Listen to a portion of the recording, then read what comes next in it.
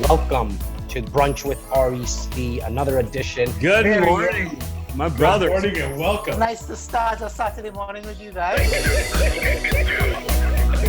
REC Nation, coast to coast. As always, if you take a quick second, let us know where you are getting in from. We've had a massive 3 weeks. The last 3 weeks have been very intense with actual sales.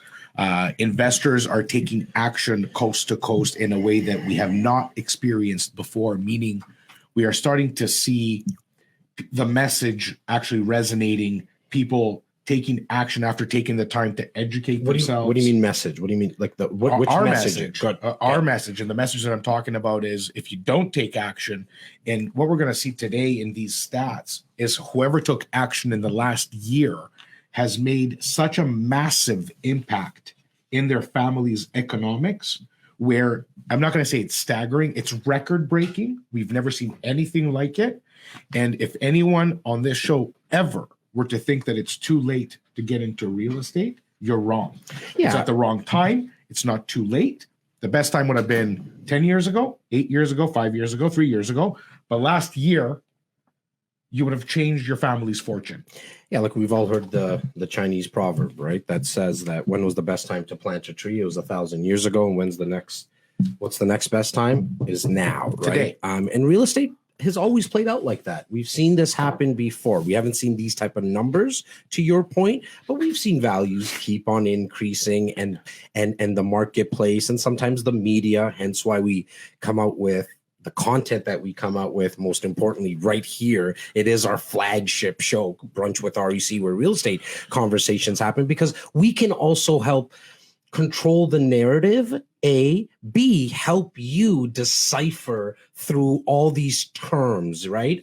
I see a lot of people talking about the lack of inventory, months of inventory, supply and demand, what's the year to date, all those numbers, which are important, but I hope our viewers and our listeners appreciate that what we try to do here, not just you and I, but our full organization, our 51 agents, all of our leadership team, what we try to do is help you decipher what do they actually mean, And what do they mean to you? and I was going to say, not only in general, what do they mean to you and to your family? So the point that you made, like how many clients personally of ours, but just in the marketplace in general, have helped now create generational wealth for their families, right? And so we're going to be speaking about the market stats. You'll always have the opportunity to get them for yourselves as well. But then we also have a special guest later on. He's a special guest. He's a special person, Mr. Mitch Parmasar. We're going to be bringing him on a little later in the next 10 minutes or so, while everyone kind of gets on.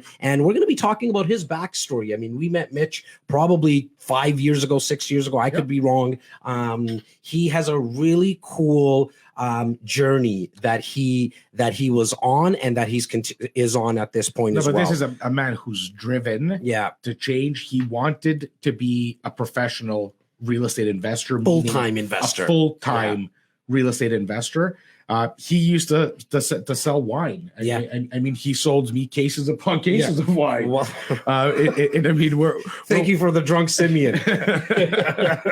No, but I mean, he's made deals work at every level, where he had to go JV, he had to go sell it, pitch it, analyze it. He's a guy who's relentless in a pursuit of great deals. Yep. He's relentless in his pursuit for growth. And I think having him on today is a phenomenal display of what can be done if you put focus and intent behind your actions. And he's one of our very own REC absolutely. insiders. Now he's done a lot of his investment deals with us, but that's not why we have him on. He's also done some deals without us, right? Like even before he met us, and just some other opportunities that he's obviously come across. I just love telling people stories, and I think most people who watch resonate with someone who was in business or had a full-time job. Like I did a podcast not too long ago, Simos, with a lady who was a hygienist, and her dream was to become a full-time investor. And so she went from hygienist to full-time real estate investor. Like it does happen. Is it for everyone? No. And I don't think you and I and the rest of our organization are telling people that you need to become a full-time investor, but imagine you just got one property. Like for us, I mean, if you take it back, right? You take it back 16 years ago. Yeah. We were just like thinking, can we just get one property? Because we know that one property can change our life. Well, 16 years ago, we were looking for a way to pay our bills. Well, aside from that. Aside from that. But yes, we did have a dream to own just one. And then the dream became, well, what if we added another one? Yeah. And we're in a phenomenal and utmost blessed situation today to have a portfolio that we're proud of, that's performing at numbers. Again, we're part of this picture. Whoever owns real estate right now is part of this picture that we're going to get into. And when we explain what this means to you, not what the media says, not what the bucking off numbers, 31% growth, that doesn't mean anything. But when I put into dollars and cents, it's going to mean a whole lot. When I put into dollars and cents that your micro market, that when your broker, your QB of your investment team took you down the path and explained to you why this side of the highway, not this side of the highway, why do you go close to the university or not close to the university? When you make those choices that make a massive impact, these numbers can be doubled. 31 is that market. But what if I told you that within this market, there was places that performed at 5% and at 75%? Well, and 31 is the average in that. This is what right? I'm getting at. So for everyone to understand, this is why this can be either toilet paper or it can be the golden scroll. So if you analyze it and interpret it the right way for an investor, for yourself, you're going to hit gold. If you just read the paper and go talk to your barber, all you're going to do is hit dud after dud after dud. And if you just read the headlines, right? That's I mean, right. you definitely got to dive in. Right. That's what we're going to be doing today. And to somebody who's watching it, they might just be looking for their own principal residence, right? Right. Like not even thinking about purchasing something and then renting it out. And that's, that makes you an investor. If you're just watching because you want to get your first home, understand that, yes, it is. We can see that the prices are going up. We truly believe that they're going to continue to go up, right? And that's based on facts. But there is ways that you can get into the market where you can house hack. Meaning, if you're a first time buyer, okay, well, Jazz, the average price in Toronto right now, or the GTA, let's call it, is $1 million. I don't have 20%. Well, as a first-time home buyer, you don't have to put down 20%. You don't have to put down 20%. Well, how am I going to actually? And thanks to Stephen Rochester, who's always controlling the ones and twos. And today he's controlling my phone. I picked up a new phone, and I have no idea what I'm doing with this new thing. You'll figure it out. I'll figure it out, I'm sure. But if you're a first-time purchaser and you're thinking, okay, how am I going to afford a $1 million home and afford the payments? Well, you could do what our good friend and a mutual friend of a lot of our REC insiders did, Scott McGilvey, which was actually you live in the basement. And if you ask him till this day, he always laughs and says, I would continue to do it, but my wife and my kids might not like it, but he would continue to do it. You rent out the base, you live in the basement and you rent out upstairs. You do the old, like now they have a cool term for it, the kids, house hacking. We just called it find a way to get into the market. And that's one of the easier ways. And then you spoke about what Mitch has done, and we're going to talk about that as well, about joint venturing. You and I do joint ventures together till this day, right? Just to make it easier on ourselves from a down payment perspective, but also from a financing perspective. And a risk perspective, and every perspective. Keep going. You do more deals when we do them together. Because we're going to do this one under my name. We're going to do this one under your name. We're going to do this one under the court. We're going to get financing at this rate for this one and that one. There's a million things that play into it. And just to quickly to your point, if you're here trying to get into your first home and you think that's not an investment, let me tell you that that's the one investment which you cannot redo because you're not allowed to. If I was allowed to buy my first home repeatedly, it's all I would ever do. If you put 5 or 10% down on a home and not 20, I'm just going to remind you the laws of economics. Your ROI just doubled if it's performing the market performing exactly the same way. You don't have $1 million, I get it, but you have your 50 or 100K. You're looking to get into the market. You put that 10% down. You do a little bit of house hacking, which again, glorified term for an income property, a suited property. Call it whatever you would like. Live upstairs, live downstairs, rent upstairs, rent downstairs. Do what you need to do to generate enough income to make you comfortable. But that 10% that you put, that is your investment into your own property. when the market goes up, the money that you put in and the return that is accumulating and or comes out is double that of the investor that had to put down 20%. Understand that your principal residence can be considered an investment if you treat it like an investment.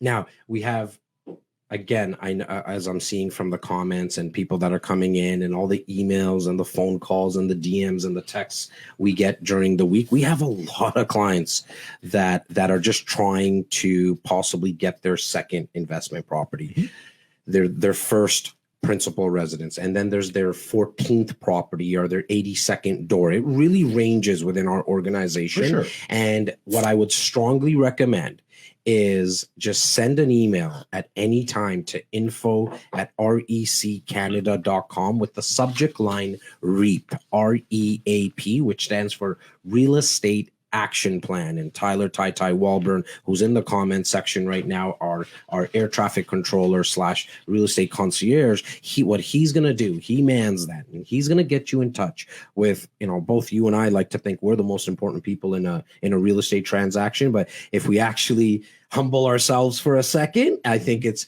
safe to say that the independent mortgage broker is the one that you need to sit down with. Now, if you know of somebody or you have like some strong relationship with one of the banks, the blue banks, the red banks, and actually yesterday, the first time I saw the pink bank, the red bank turned into the pink bank. I'm not sure if you know that as well. CIBC is now pink. So I just want to give them a shout out. Unless you have some type of strong relationship with a personal banker, we strongly recommend that you sit down with an independent mortgage broker, because what he or she can do is lay out the plan, not only for your first property, but your third and your eighth property, because they're not biased. It's not their money that they're lending you. They're going to be working with, and they work with a little over 477 lenders, and that's where you want to start. So if you email info@reccanada.com with the subject line REAP, we can get that process started. Because once we sit down with the independent mortgage broker, we can get a much better idea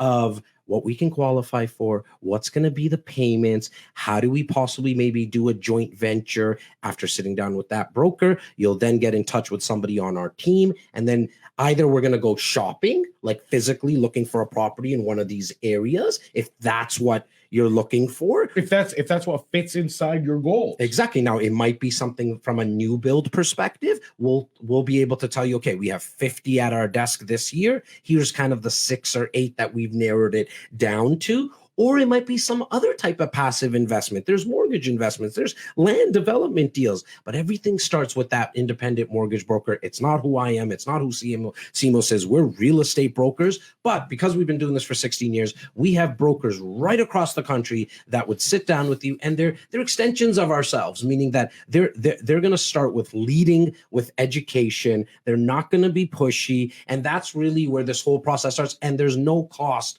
to do any of that. And so I definitely wanted to get that out there. I mean, we have a little over 50 people already joining us on this, I was going to say beautiful Saturday morning here in Toronto, but it's a little gloomy, right? I think it's always beautiful in our heads, which is a good thing. But let's go jump into the stats. I know Mitch is waiting backstage virtually here, so I don't want to have him waiting too long. And I'm sure a lot of our insiders are right now. Let's see that beautiful face of Mitch's. So we're just going to wait for another 5 minutes. Let's go through these stats. Simos, where do you want to get started, buddy? I mean, across the board, these stats are staggering. It's nothing new, or I'm not surprised because I've been feeling it. We have 51 agents that have been literally working 16 hours a day. I can speak to myself. I am absolutely exhausted because we have that many clients literally going into battle every night, every single night of the week. We have at least 2 or 3 of our agents representing clients in buyer contests. Well, I was going to say, can you elaborate when you say the word battling, right? Battling. I don't want to over dramatize it by any means, but let's give that context in the real estate world. By no means. We're not talking about $5 million homes in Rosedale. Yeah. We're talking about income properties. We're talking about entry level for the GTA. To put into perspective, the entire GTA's average sale price at this very time is $1,079,381. Let's call it $1,000,001.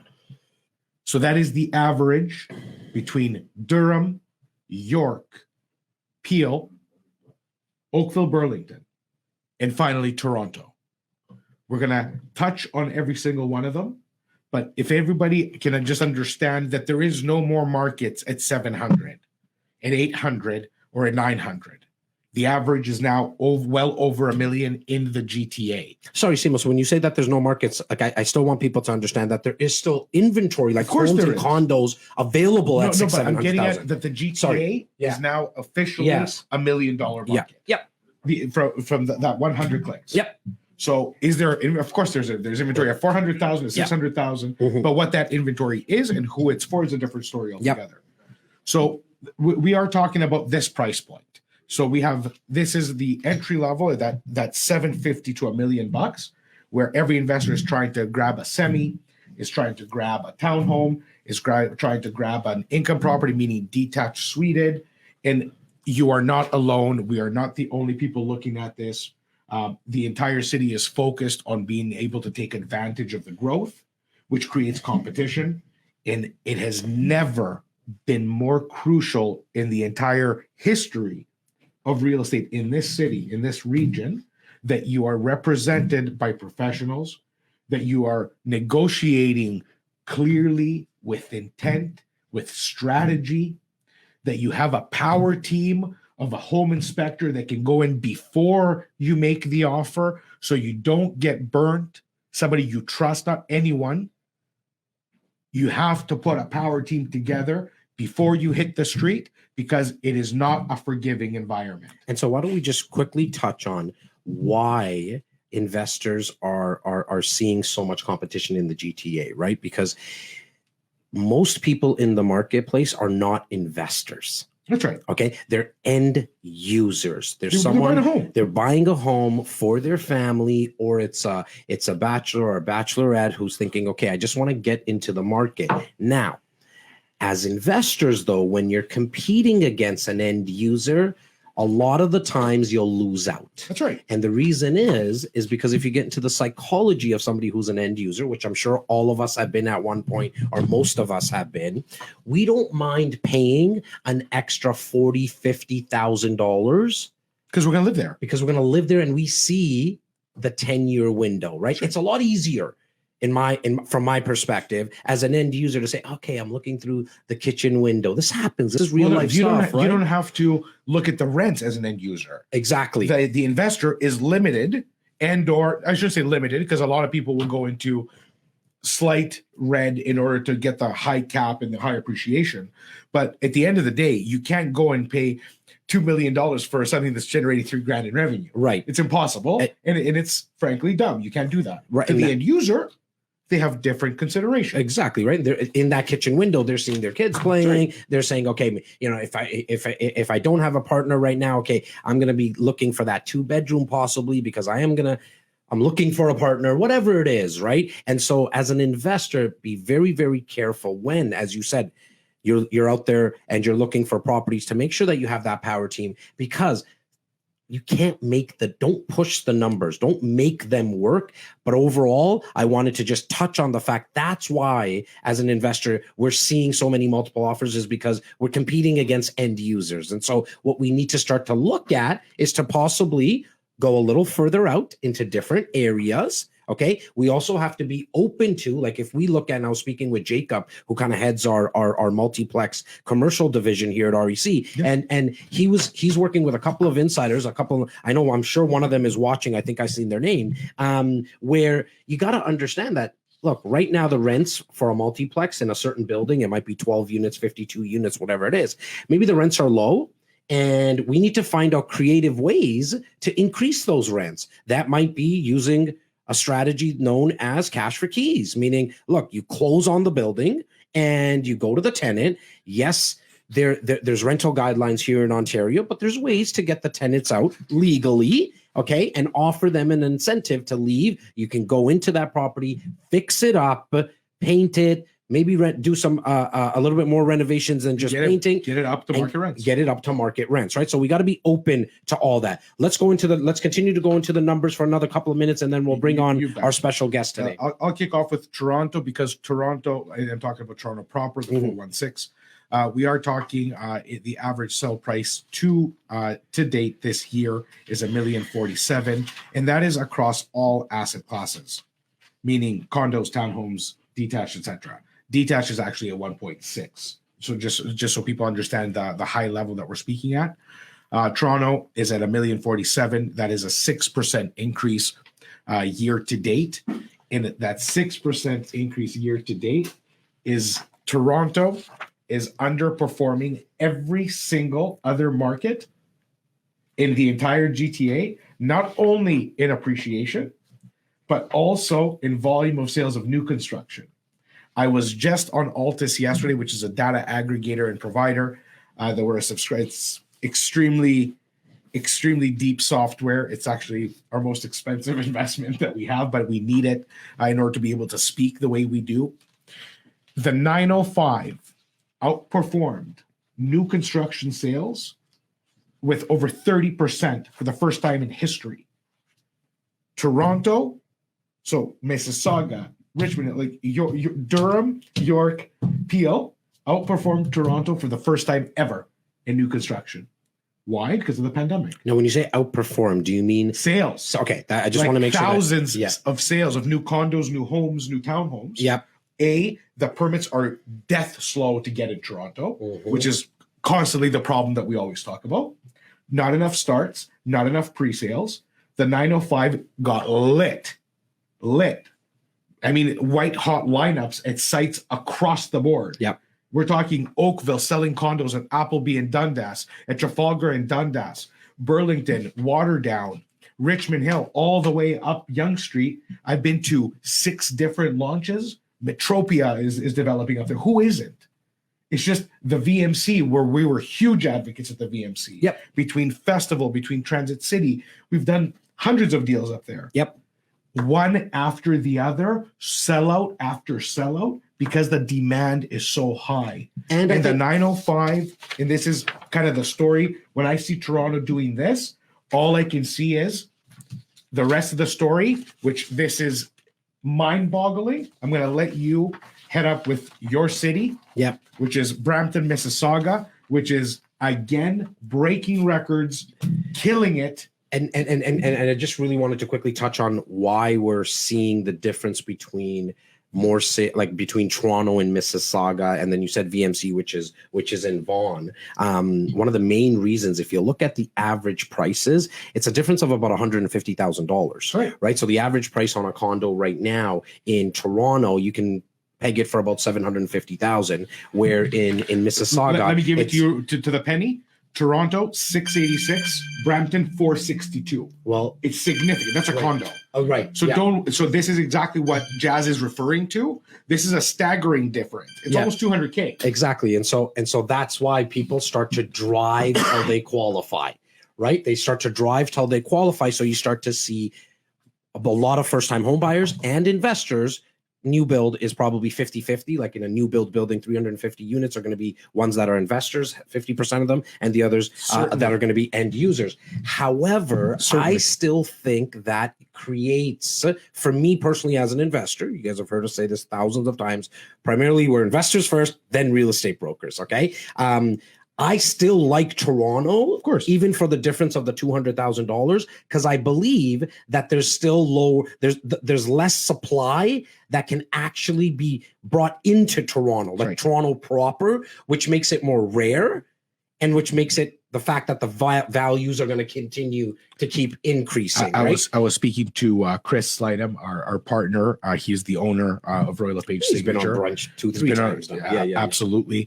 And we were having this exact conversation. We were looking at these, analyzing the numbers, and he is a tremendous and avid investor himself.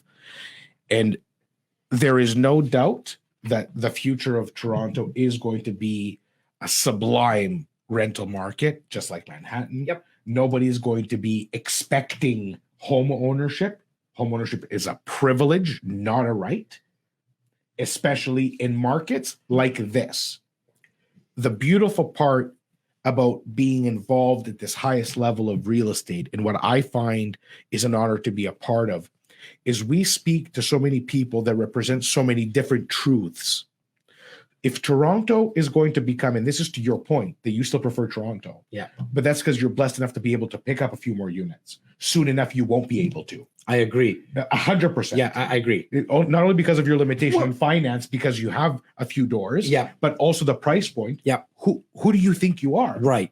So Unless you start to get into joint ventures and stuff And like that's a that, different right? story. Yeah. But what I'm getting at is if real estate is a privilege and not a right, but then you have guys like Tim Hudak, who is the leader and CEO of the Ontario Real Estate Association.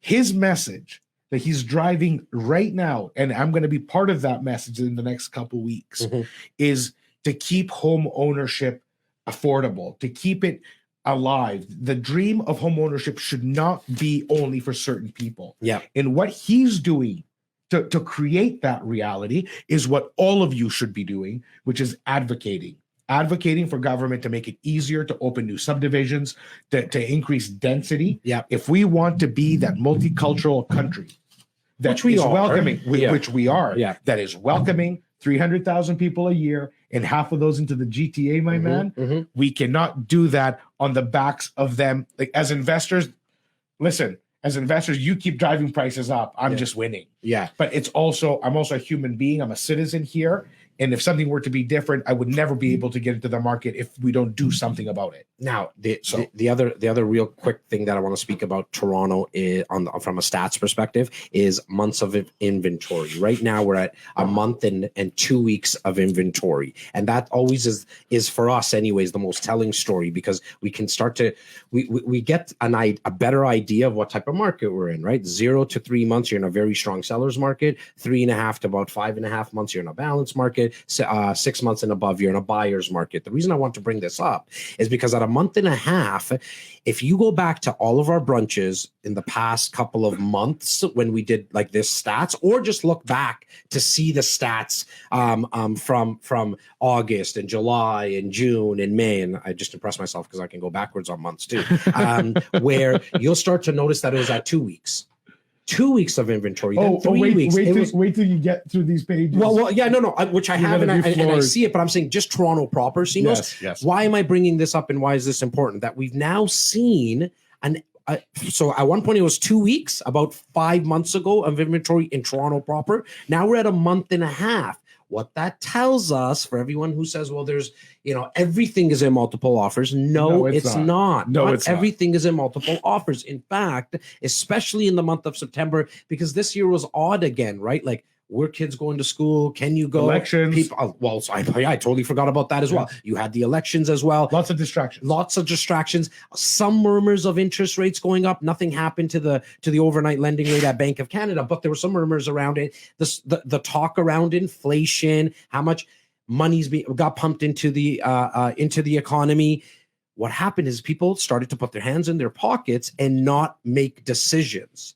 What that again allowed for is some investors to come in, creep in, pick up some properties under market value, not by a huge amount, but maybe 99 cents on the dollar, opposed to $1.06. Exactly, right? And so just watching these stats, that's why it's very important to understand what they really truly mean. And I know I speak sometimes very quickly, and Simo speaks in tangents sometimes. We both have our weaknesses in that sense. I'm saying is just email us at any time to get a better understanding of any of these stats. I want to jump into Brampton really quickly, brother. All right. Only because I know who's waiting in the back end.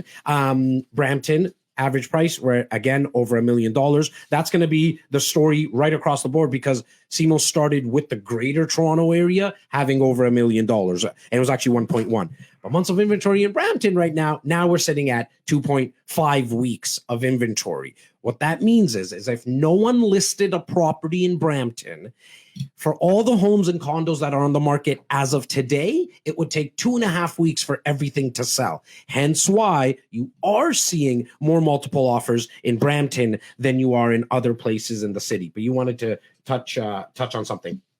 I want to go back, and I'm going to ask Stephen Rochester, our tech genius, our man, to go back into the archives of last year. You specifically coined downtown Toronto being on sale. I want to pull up the average price from last October, because it was in the thick of the pandemic when people were losing confidence. Yep. People were talking nonsense. We not at a single point allowed that noise into any of the conversations. We saved hundreds of our clients from selling by doing so. And they've since thanked us a million times. But I want to run that against this very stat. I love that. I want to, and I want it to be sent out. I want people to understand that if you are educated and you take the time to do this, you have nothing to fear in this market. Okay, so why don't we do this? Why don't you text Stephen, when you get a second, buddy, can you set up the text community for me to get these stats in there? Yeah. And then at the same time, we'll put in last year's numbers as well. Just text the word stats.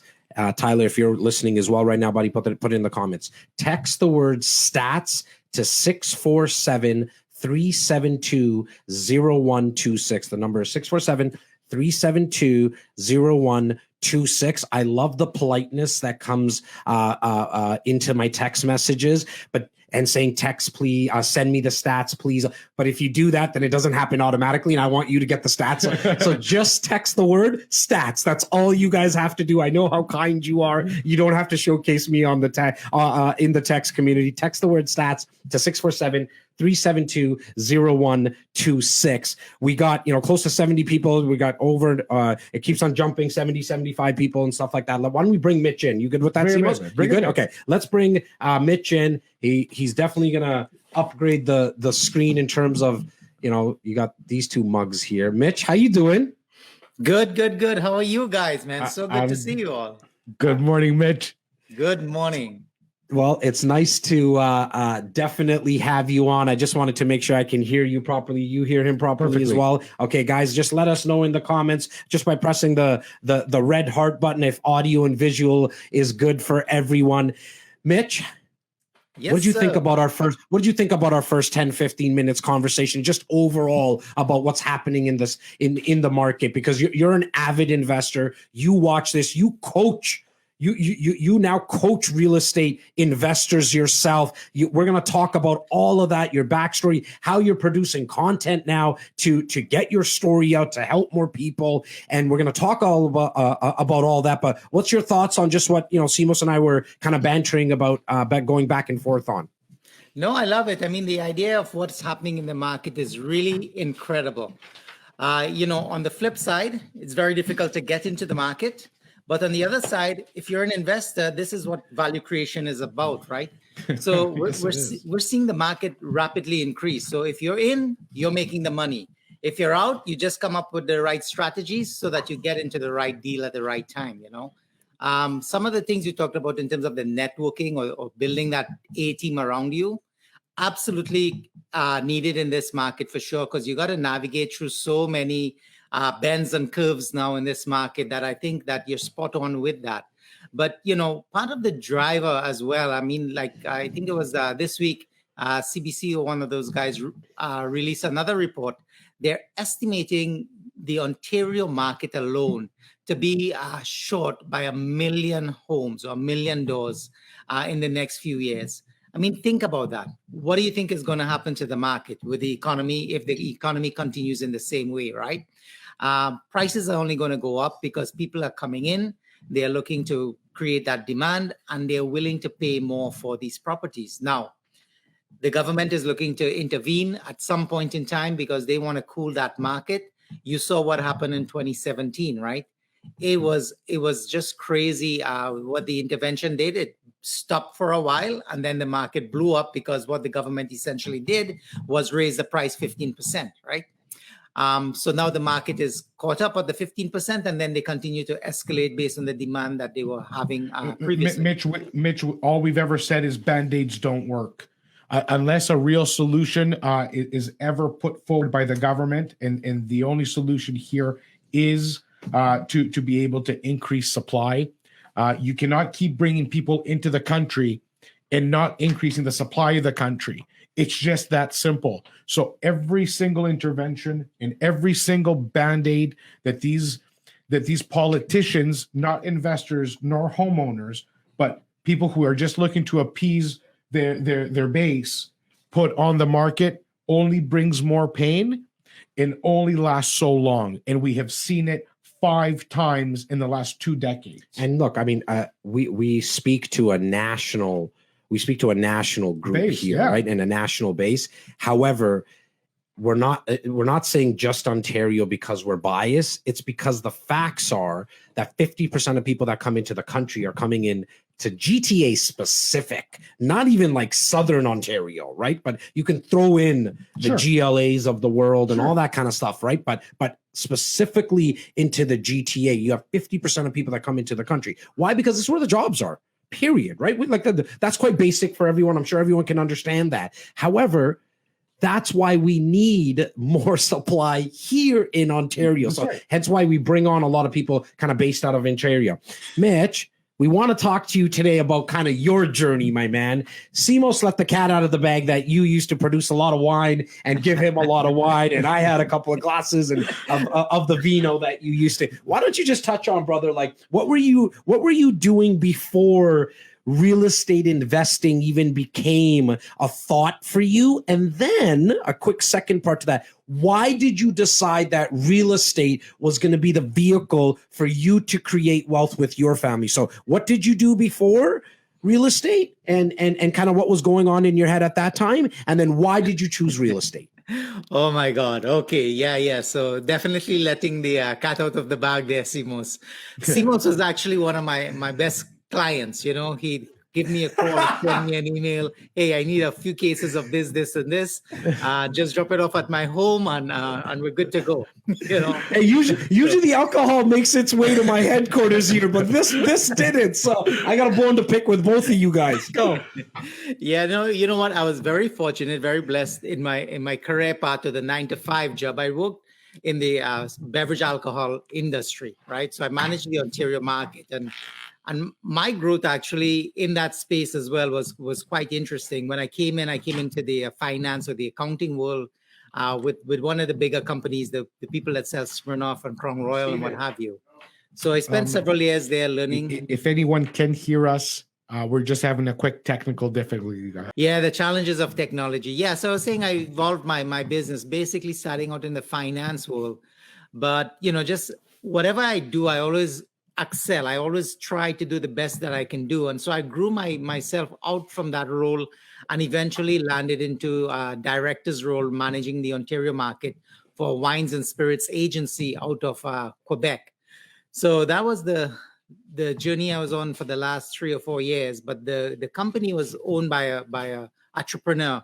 So he was getting up in age and his health was not the greatest. So he actually did tell us last year that he's looking to sell the organization now.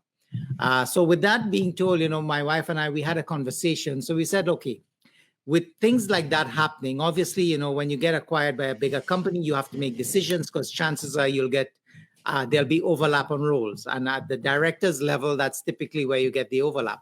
So we made up our mind that if this were to happen, we are going to focus our attention on real estate because, believe it or not, the 9-to-5 pays the bills, and it's an important part of your life in some point in time, but it doesn't give you the lifestyle. It doesn't give you the freedom that you want, right? And, you know, I'm sharing this statement, not in the sense of showing off, but to give you a sense of what it is. With the 9-to-5 job, I was never able to grow or develop based on that salary, even though it was a great salary. But with the real estate investments that we did, you know, we ended up living in one of the wealthiest neighborhoods in Mississauga. I drive my dream car, which is a Mercedes-Benz that I always thought was going to be a dream. And I share that just to give you a sense of what real estate, the power of real estate can do. Now, it's a lot of work, right? And so we decided that we are going to go into this full time. We are going to give it our best shot. And, you know, we are fortunate, as you rightly say, we work with you guys on a lot of really interesting and complex deals now. And so it's just mind-blowing to see what real estate can do. And again, where you focus your attention is where you can grow, right? So we've been really pushing this full time. We're working in so many different strategies. We're quite diversified, but we're strategic at the same time, right? So we're into the commercial space with the apartment building and the mixed-use buildings. We still have the the residential homes, pre-construction. And again, I'll share with you guys the experience I had with you guys with the REC coming into this network. It was so interesting to see that, when I did the first deal with you guys, we walked into the sales room and we were able to bypass the long line that was in front, come inside, meet you, Jazz, and then you and Laura actually, and then we were treated with coffee and desserts and real royalty treatment. That's part of my whole thing, right? I know if I feed you, you're gonna make a better decision. And we definitely want to dive into some of your properties, but there was just one thing, like I just wanted to go back because I know how much like you just want to share it all, but I want to make sure that we kind of go step by step because there's somebody who's listening who has that 9 to 5, right? And I love what you said there. Like, there's nothing wrong with the 9 to 5. The only thing that I think most people do come to the realization at some point, for some it's very early, for some it's later on, is that as hard as you can work, and I think, like I go 14, 15 hours sometimes a day, but I can't go 24 hours a day consistently. Impossible. I won't make it. But my money can. Right. Right? Like my money doesn't need to go to sleep. Meaning, so that's why you need to invest. Right now, we, or us three here, are super biased, right? Because A, it's worked for us, and B, we're incentivized. Like, let's just peel back the curtains. We love real estate. However, real estate's not your only vehicle that you have to do. You do need to come to the realization that you need to invest. And so if you leave your money in the bank, for example, it is invested. It's just that now it's invested at 0.01%. Right. And so that's what I love when people kind of come to that epiphany, so to speak, where it's like, okay, I can't work physically 24 hours a day, but my money can. Now, which vehicle am I going to choose? But you also mentioned that you were still at your job up until 2020, but we met you about 5-6 years ago. So when you chose, what was that first property that you did that got the, for lack of a better word, the addiction started, as we like to say that real estate's the best drug around here, right? What got that started for you? What was the first property that allowed you to jump over the hump and take action? That's really, really important, Jazz. So let's break it down a little bit because we're talking about a 20-year journey here. And for people who are coming into the space or now realizing, hey, there is a bigger opportunity for me and for my family to be able to grow and develop where I want to while I still need to do my 9 to 5 because I still have the bills to pay, right? So let's just go backwards. 20 years ago, we had our first baby girl. We purchased our first home in Brampton, actually, in your neck of the woods. That home was gorgeous. It's a single detached. At the time, we thought it was a crazy investment because we thought the price was like way out there for us. But that was 400,000. Guaranteed less. No, he said. I don't know if I should say. Say the number. Say the number. Say the number. $223,000. Can I just put that into context for everybody really, really quickly? Just really, really quickly. I'm going to put this into context for everybody. $200 and something thousand.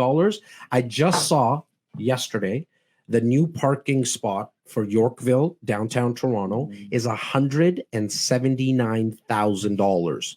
A parking spot in downtown Toronto.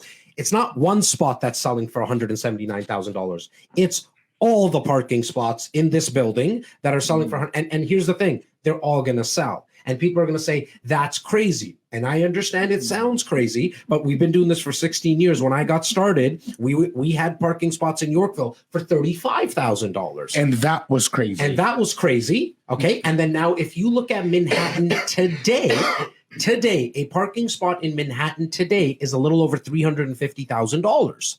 Right. And so that's the power of what happens if you get in earlier, but you also have to understand it's going to keep going up. I got a text message in my Instagram yesterday said, Jazz, when is this going to stop? And my answer is always the same: when they stop bringing people in, going back to Seamless talk. So first home in Brampton for a little over $200,000. Continue. Yeah, so that was the journey there. And then we purchased the second house we purchased because the baby boy was coming now. We purchased a bigger home, but it was pre-construction. So that gave us the opportunity to learn pre-construction.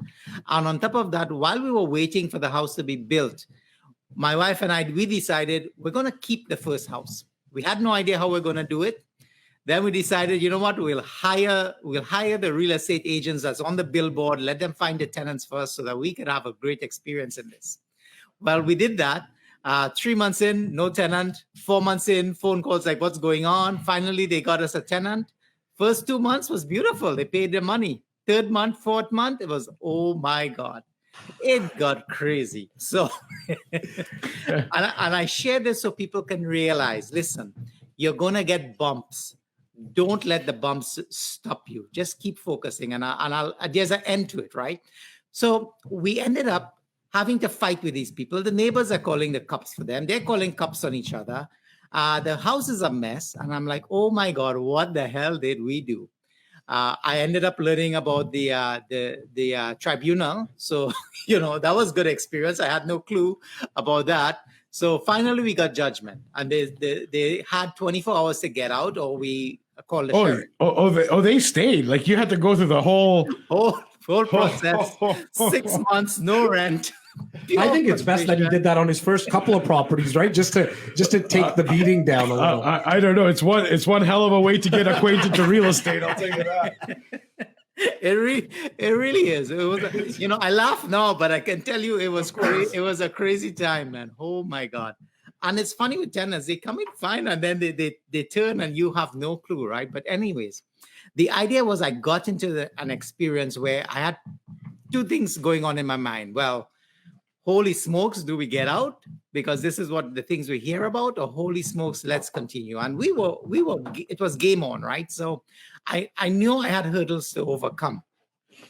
So we got them out, we got a couple of guys. We literally took their clothing that they had all over the floor, furniture, put it in the garage because we didn't want to get more problems. So it's like, okay, when you come for your stuff, take it there. If not, 7 days time, we'll get it dumped, right? Redid the house, put it back out. And then from that day, I figured if I had to pay for this type of tenant, there's no way I can do a worse job. So I started getting my own tenant. I love that. I vetted them, did everything ourselves, Now, I still had growing pains. Go leave the guy a review.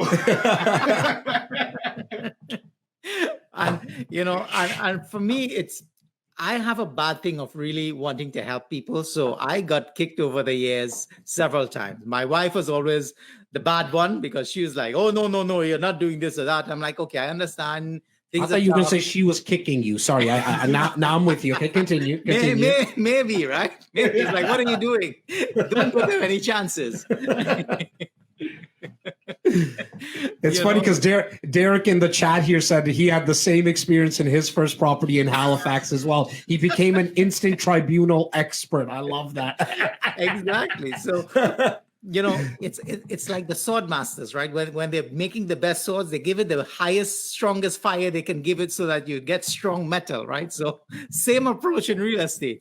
If you go through that and you survive it, man, you're made for this business, And isn't it, guys, I'm sure you'll agree, right? It's very similar to what kind of happened this past year when people, and we had our own clients that moved in, they didn't personally move in, like the investors took possession of properties.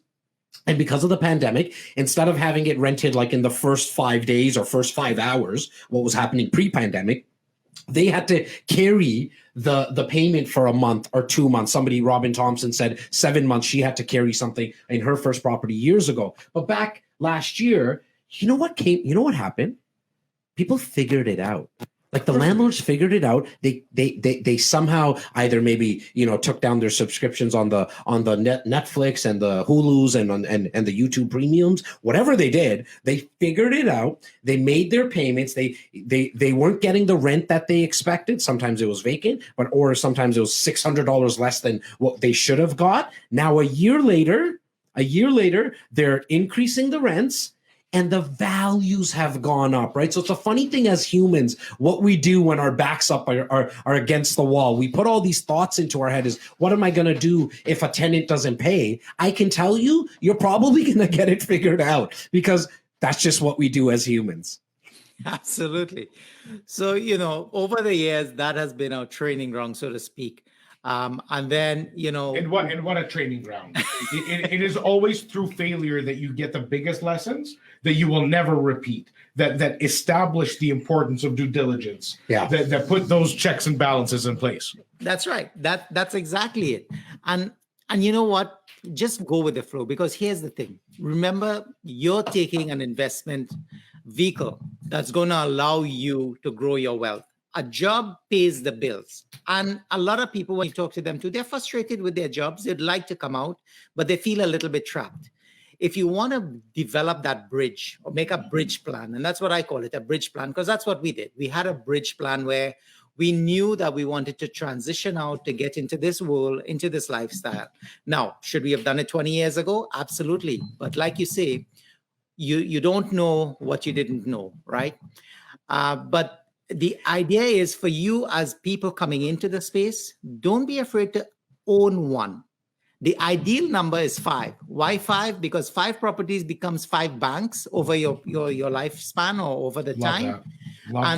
And so you are able now to draw on those properties with each other as they all grow in value. You'd be surprised. 5 is the perfect number. They become, you call them banks. I think we call them here ATMs, because then you can go back and continuously refinance them, right? For real. You keep going back and refinancing. I also want to make a quick point, because we've talked a lot about the 9 to 5 and that pays the bills, or it does this or it does that. If you don't have a 9 to 5, you cannot start investing in real estate. Why? Because the banks favor the stability of a 9 to 5, the predictable paycheck, the history of an employer. It shows commitment by the investor and or buyer. A 9 to 5 is the most valuable asset you can have if you want to invest in real estate. To get the financing. Which, as you said, is probably the only thing more important than having the right broker to guide you in the properties. Yeah. The structure of your back end, the structure of your financing is the sole biggest component of all of this. Meaning, if you don't set yourself up and work with investment-focused brokers, not only are you not going to get the financing you seek, you're also going to hit a brick wall a lot faster. If you just walk into CIBC and say, "Hi, I just want a mortgage for my investment property," again, nothing to do with CIBC. They do not have investment-focused advisors on the floor. Yeah. Do they have great people? Yes. But if you don't know where to find them and you just walk into your branch, you're speaking to a kid that just finished their 2-week training, and it's just not the way it's done. No, I definitely. So your 9 to 5 is not your enemy. Your 9 to 5 is your absolute biggest weapon. It is the biggest tool in your toolbox until you get to that 3rd, 4th property where you can easily put the bridge across, get B lending for the first year, do all the advanced things and all the circles and all the things that we can teach someone about behind the scenes. But don't think for a second that I can't wait to quit my job. Yeah. No, you can't wait to get to your 3rd or 4th property. How about that? Yep. And look, how about that? It's the strongest foundation that you're going to make use of, is having that 9 to 5, having that steady income. Sure. Obviously, credit history and the strength of your employment is a big deal. The source of your down payment, but the 9 to 5 definitely. And you're going to always see a pattern with anybody we kind of bring on Brunch in terms of a real story like with that we're having with Mitch today, that everyone started with that 9 to 5, and then most people, it was their principal residence that they finally got into the market with via maybe doing a house hack, going to the bank of mom and dad, doing a joint venture, whatever it was. They got that. They finally got into the market, took advantage of the passive appreciation and the mortgage paid down. Now, some people sold that property. Mitch, I love what you guys did. I wish I did it with one of my properties that I was with my parents, but we just sold it and now we kick ourselves. Hence why we made REC Canada slogan I'm glad I did, because we were just tired of hearing so many people say I wish I had, right? And so you held on to that first property so you can jump over to the second. But then you started to get into something a little bit more advanced, for a lack of a better word, like where you got into multiplex or commercial. Correct me if I'm wrong. Yes, exactly. So, before we go into that, I just want to unpack some of the things you said there for sure. So people who are in the 9 to 5, absolutely keep steady on your job to finance your deals, because that's what the bridge plan is. And build your plans out on a 5-year basis. You'll see what it is. So before we jump into the other complex areas, I'll share with you the value of that house. So like we said, $223,000, recently appraised $1.2 million. So you still own it? Do you still own that house? We still own that house. We sold some houses that I could sit down and cry, but that house we kept. So you think about it.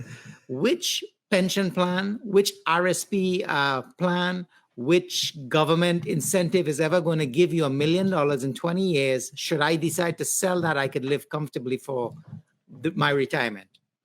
So, but we also got to remember, you bought a house for $223, but you sure as hell didn't give anyone $223,000 20 years ago. What did you put down, Mitch?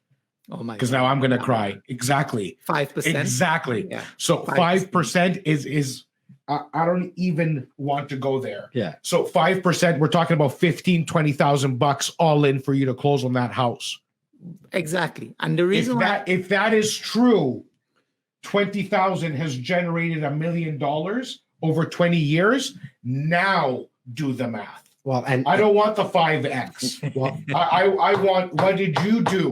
This is why you're an investor. Well, and if you look at $1 million average price point now, the 5% on that is $50,000. Yeah. That $50,000 with inflation is identical to your 20,000, pretty much 20 years ago. Identical. It's identical. It's the same numbers. It's just That's why we do a percentage, not a dollar figure. And we hear 50, we hear 20,000. It's like, no, that's a difference of 30,000. No, it's not. The 20,000 back then is what 50,000 is people now, have 50,000 right? think they can't get into the market. Yes, you can. Yep. Yes, you can. Just like Mitch did. Yep. Because if we didn't go from 220, because he said, in what market are you going to get $1 million? Yeah. You didn't get $1 million.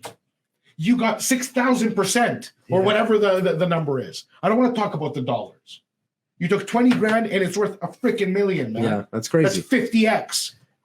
So it's insanity. Now keep on unpacking. Go, Mitch. Yeah. So in order to do that, you think about it. The idea is at least get one in your lifetime, right? Depending on where you are.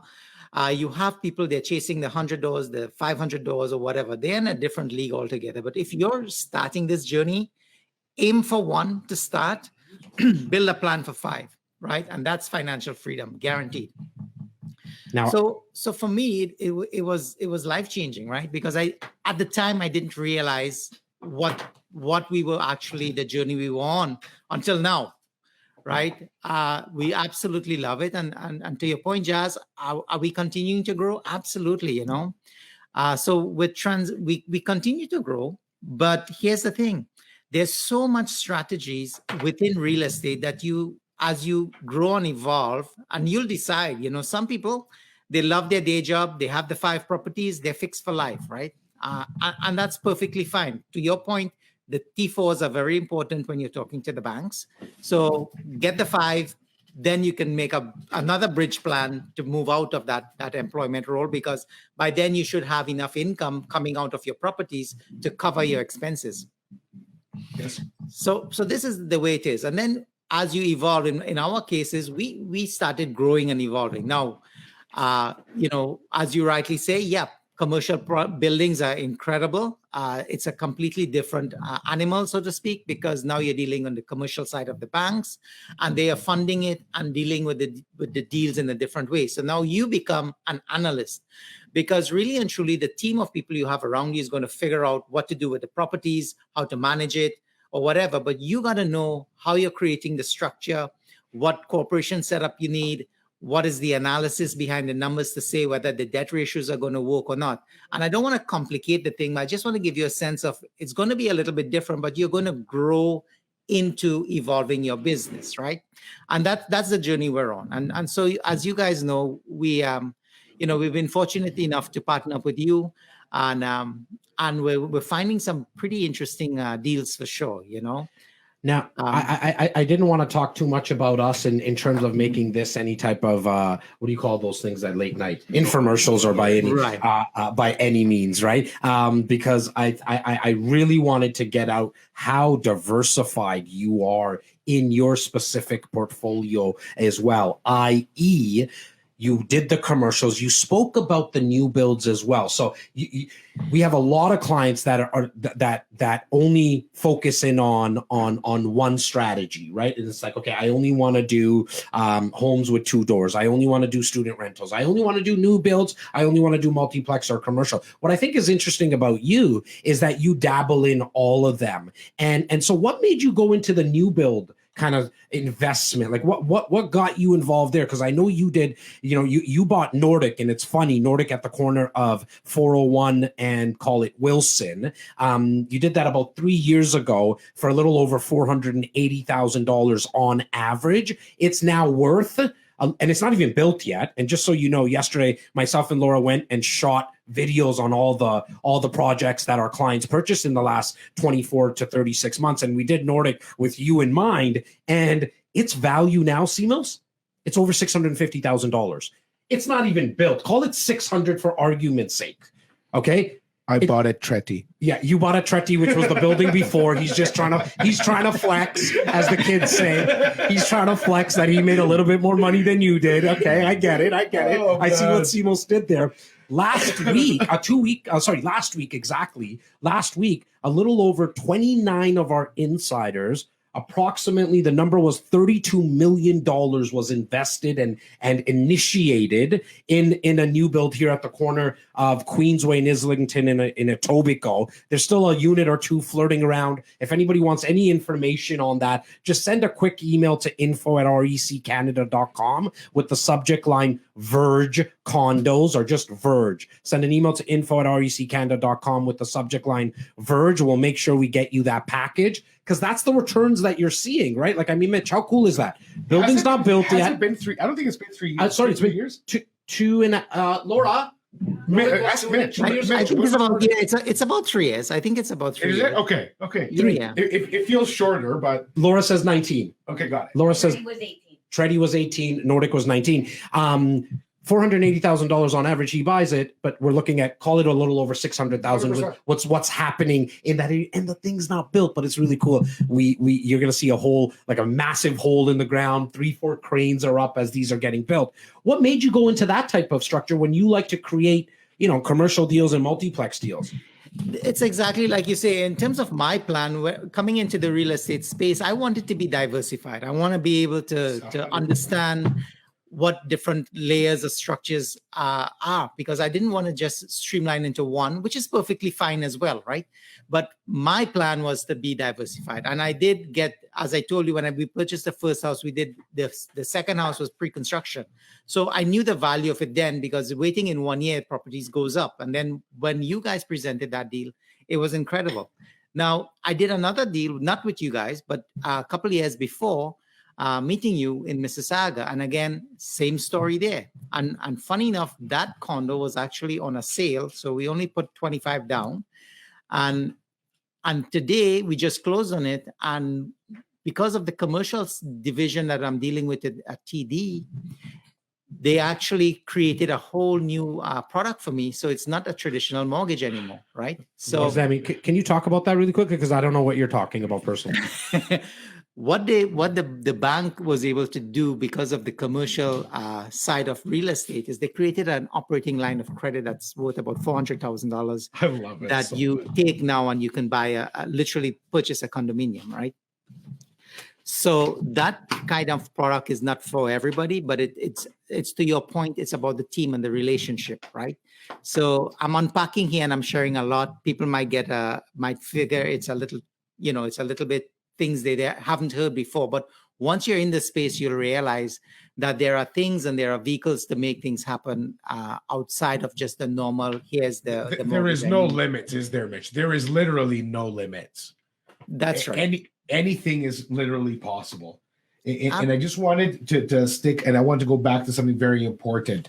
And this is, we might be about 6 to 8 months ahead of our time, but you heard it here first to our entire REC nation. Where Mitch, where we put 60 people into deals, which is Tretti, which is Express, which is Nordic, which is the renaissance of across of Yorkdale, where it used to be the Bombardier, used to be the Downsview Airport. That entire industrial park and the entire airport, we have been advocating for that micro market for 4 years, almost 5 years. We did a sale at the very first development, Saturday in the Park. Yep. And then Keeley. And then. Only last week, if you Google it today, you don't need to, I'm not sending you anywhere. Google Downsview Park Airport reconstitute. No, it wasn't redevelopment. I can't remember the name the Globe used, but you're going to see that what we have done so far is literally a drop in the bucket. Yeah. So if you think that area has grown, because we all bought it $800 a foot, $750, $900 a foot in the latest ones, it's now trading as you said, at $1,100 a foot. That area is going to be at $1,600 a foot in 5 years from today. Well, and that's what happens, right? Because we knew what they were going to do at Downsview Park. The fact that Bombardier got rid of their lease on the airport, it's over. So we knew that, okay, there's no more. What do you call that? With the aviation, like the flying. There's no more restrictions. There's no more restrictions on building up. That's how, when you can get in at ground level. When you can get in at ground level, like an area like Etobicoke, for example. You're killing me. No, I'm trying to remember the name. The flight path. Flight path restrictions. Yes. That's it. There is nothing in that area. No, so now the buildings, because the Nordics, the Trettis, the Kayleys, the Saturdays on the park, they're all 10, 12 floor buildings because of those restrictions. Now it's going to start to open up. Okay, you're going to start to see 25, 30-story buildings when you can get in that early, like in Etobicoke, for example, Simos, where 30,000 doors are coming. There's 30,000 doors, and we're flirting around with the first couple of hundred. Like this project that our clients got into last week, you literally, it's the first second, I apologize, it's the first out of the 600 units that have come to market. There was a one project that happened at the start of the year, and we had the one last week.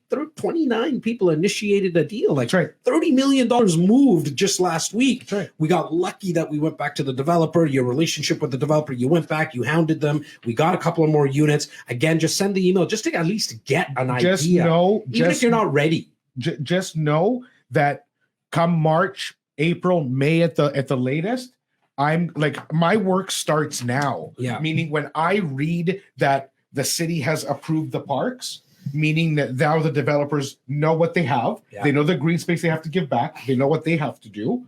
Now I know that every single developer, mad at me, John Goldman's, what is it? Well, you got mad at me. You got you have Tribute, you Collect Dev. You have Collect Dev. Yeah. You have some of the biggest and with the longest history that bought that land that are JVing on those projects. Yep. And now the first thing I'm going to do is I'm going to go put my hand up and I'm going to say, hey guys, the minute that you have a little bit of evolution, please let me know, because I'm going to start preparing my buyers to buy their product.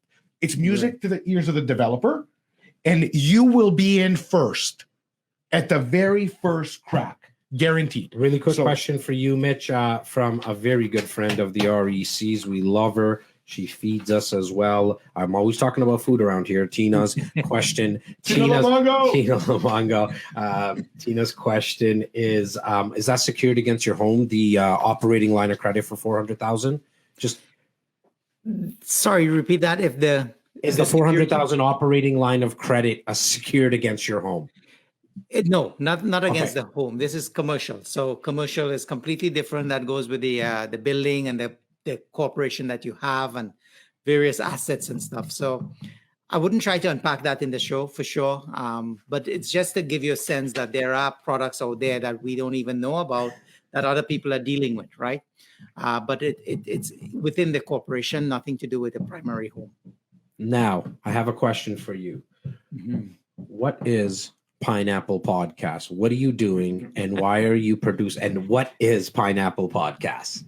You know what? I've always wanted to get this going. And I think, we've spoken about it, just brainstorming, because you do a lot of work off it as well. But something I always wanted, and then I just made the decision to sign up with your media company and make this happen. But the idea behind the name is really just it could be anything, right? And that's what I wanted. I wanted to have it broad, because while we're talking real estate and we're focused on this, a bit of passion for me is personal development coaching as well. And I've spent a lot of time learning about it and certifying myself in that. Worked with Jack Canfield. I did some work with Tony Robbins and these guys. Amazing.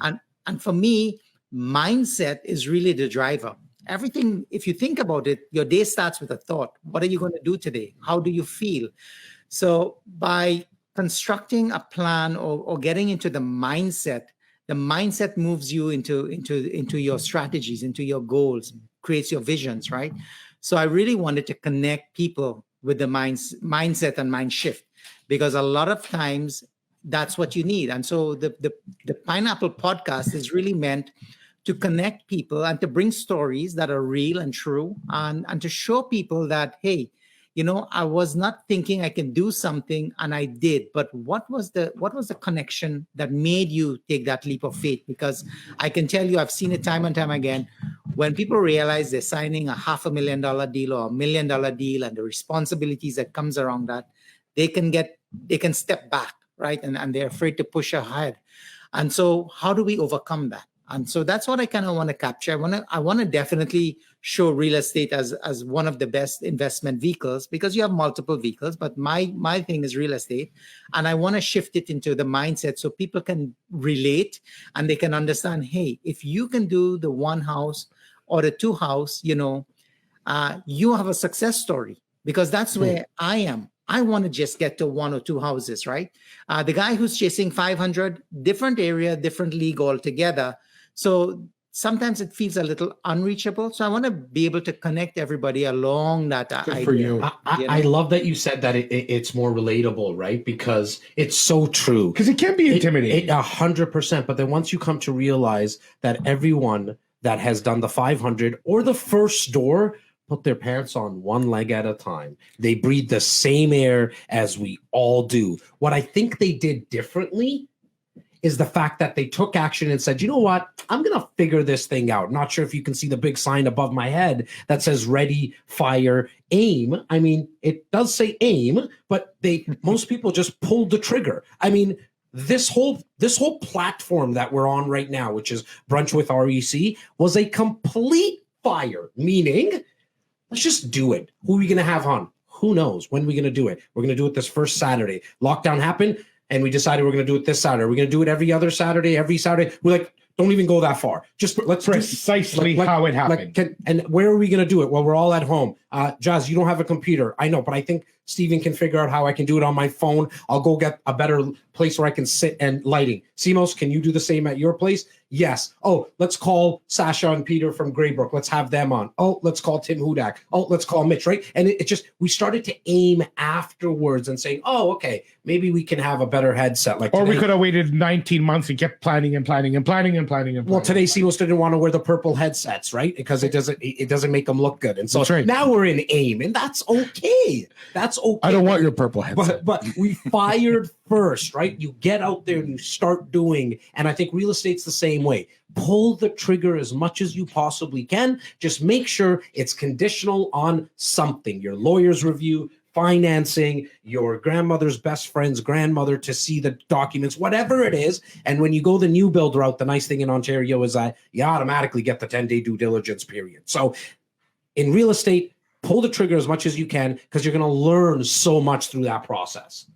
That's 100% correct. I mean, that's the idea. And real estate is waiting on nobody. So tie up the property. If you're going in the resale market, if it's pre-con, you have 10 days to figure it out, but get your name in, because then you're in control, and that's the approach we have to take. I'm as you rightly say, we're diversifying. So we're into infill lot developments. We're into cottage country. Now we're touching on public storage, which is a whole different area altogether. But here's the interesting part about this. it's no longer looking at just the banks in terms of financing it, because the first question people ask, well, how do you finance? Well, here's the thing. There's a whole community of people that are looking to put their money to work.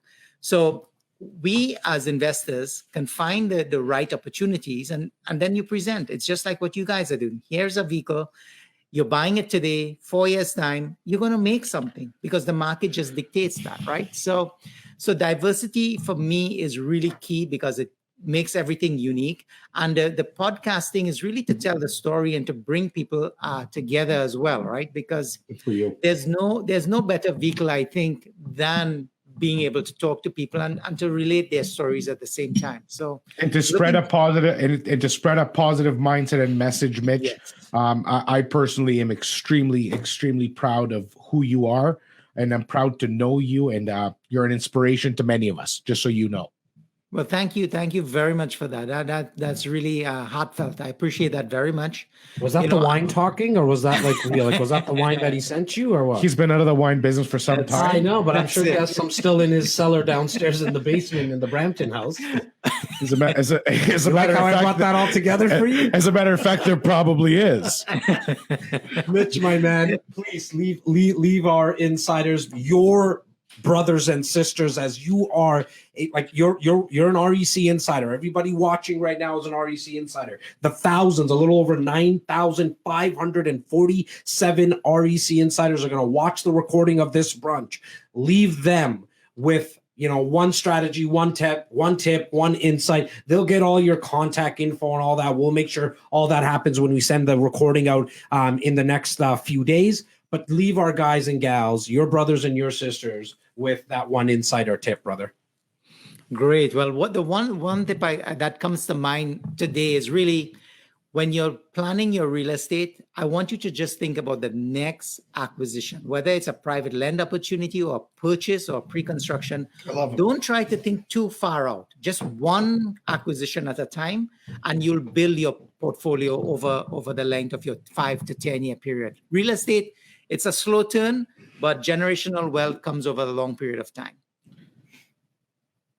Well, the next time Mitch comes on, maybe we're going to have some pictures. I heard you're my neighbor up north. I think we're building in the same development, my friend. Is that true? That is true, my friend. You got your permits, eh? Permits are being worked on, but blueprints are complete. You. I'm meeting with the architects now, just so everybody knows we are building up north on Lake Erie. And it's some very exciting properties and opportunities up there. If anybody ever wonders, or if anybody ever wants to build something that they can get short-term rental kind of cash flow, which is very strong, but also have a family compound that they can use, it is a pretty perfect mix. And it is right for those who have some capital, who are looking for a turnkey property management solution. There is a lot of checks and balances in place. Reach out to Mitch, reach out to me, reach out to Jacob, our commercial arm. Keeping it all one place, in all honesty, because it makes it easy for you, not because we're incentivized by any means, but keep it in one place. Send it to info@reccanada.com. And really quickly, a shameless plug on info@reccanada.com for everybody who's watching right now live. And we thank the thousands upon thousands of people that are going to be watching the recording.